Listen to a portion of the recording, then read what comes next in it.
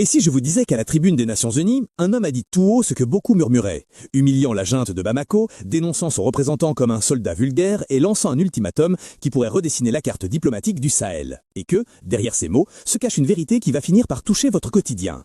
Restez avec moi jusqu'à la fin, je vais vous révéler pourquoi ce coup de gueule d'Alger n'est pas une simple passe d'armes entre États, mais un basculement aux conséquences concrètes pour la sécurité, l'économie et la vie de millions de citoyens. Ce soir-là, à New York, la foule a entendu autre chose qu'un discours protocolaire. Ahmed Attaf, le chef de la diplomatie algérienne, a choisi la netteté et la colère. Il n'a pas seulement réfuté des accusations, il a rendu visible une rupture. Il a repris mot à mot l'image d'un régime qui, au lieu de gouverner, se cramponne au pouvoir et tente de détourner l'attention en faisant de l'Algérie son bouc émissaire. Les mots étaient crus, calculés, destinés à frapper l'opinion internationale et à envoyer un message clair à Bamako. La patience algérienne a des limites. Pour comprendre pourquoi ces mots ont tant d'ampleur, il faut remonter aux fils invisibles de l'histoire. L'Algérie n'est pas un voisin comme les autres pour le Mali. Pendant des décennies, Alger a été médiateur, hôte de négociation et artisan de paix au Sahel.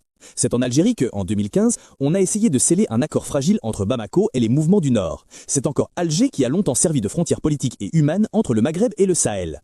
Quand ces mécanismes craquent, ce n'est pas juste une crise bilatérale, c'est une fracture régionale. Le problème s'est aggravé ces dernières années. Après les coups successifs de 2020 et 2021, la junte malienne a amorcé un virage. Retrait des troupes internationales, nouvelles alliances, remise en question des accords de paix et, plus récemment, une confrontation ouverte avec l'Algérie autour d'un incident devenu symbolique, l'abattage d'un drone à la frontière. Bamako apporte l'affaire devant la Cour internationale. Alger défend sa décision en arguant d'une violation d'espace aérien. Autour de ce fait d'armes techniques s'enchevêtrent des accusations d'ingérence, d'appui à des groupes armés et une guerre de narratifs où l'honneur d'État et la sécurité des populations servent en jeu. Plongeons dans les coulisses, là où la politique se fait souvent en coulisses plutôt qu'en acte solennel.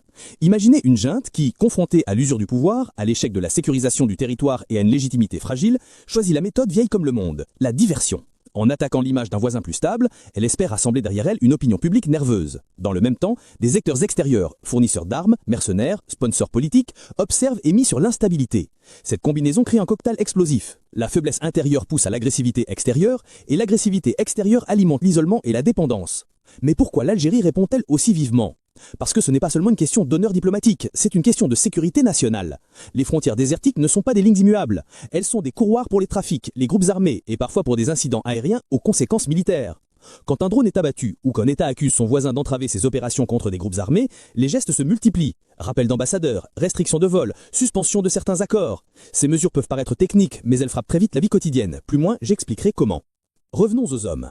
Assimi Goïta et la junte ont aujourd'hui une stratégie simple, préserver le pouvoir en intensifiant le sentiment d'ennemi extérieur. Semblable à d'autres régimes fragiles, ils cultivent l'image du patriote agressé pour masquer l'échec de la gouvernance. Et face à cela, l'Algérie choisit de rappeler le respect des institutions, des accords, et plus prosaïquement, la dignité d'un peuple malien, réduit par certains au rôle forcé d'antagoniste par un clan d'armée. C'est un discours moral, mais c'est aussi un discours stratégique. Si Bamako normalise l'agression verbale et la remise en question des frontières, c'est tout le système régional qui vacille. Le moment de tension maximale est arrivé quand à la tribune, Attaf a fait résonner une phrase qui, pour beaucoup, ressemble à un réveil. La République du Mali mérite mieux que ces putschistes qui confisquent son avenir. Ce n'était pas une insulte gratuite, c'était la mise en accusation d'un mode de gouvernement qui bride l'espoir d'une nation. Dans la salle, les délégations ont senti que la dispute n'était plus une simple querelle, c'était l'affirmation d'un principe: les putschistes ne doivent pas devenir un mode de régulation politique. Et quand les principes sont défiés, l'ordre régional doit répondre. Alors, et pour vous, citoyens, qu'est-ce que ça change ? Première conséquence concrète, la sécurité. La détérioration des relations avec un pays frontalier affaiblit la coordination antiterroriste, les échanges d'informations et les opérations conjointes.